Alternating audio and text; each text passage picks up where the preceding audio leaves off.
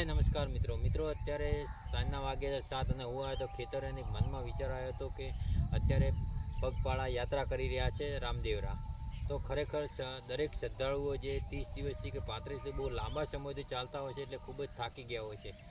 અહીં જોવા જઈએ તો ઘણા બધા કેમ્પો છે, તેથી તેમને સારી એવી સુવિધા પણ મળી જાય છે અને તેને આરામ પણ મળી જાય છે। પણ જ્યારે શ્રદ્ધાળુઓ જ્યારે રસ્તા પર ચાલતા હોય છે અને દિવસે ચાલતા હોય કે તો રાતના ચાલતા હોય તો દરેક વાહન ચાલકોએ ધ્યાન રાખવું કે તેમને કોઈપણ પ્રકાર કે પછી એની કોઈપણ તકલીફ ના પડે અને એનું જો એનાથી આપણાથી બનતી મદદ કરવી કે ફૂલની તો ફૂલની પાકડી પણ એમને મદદ કરવી, જેથી તેની જે પણ ચાલતા જતા હોય ઘણા લાંબા સમયથી ચાલતા હોય તો એને તેની મદદના લીધે તે પોતાની યાત્રા સંપૂર્ણ પૂર્ણ કરી શકે છે।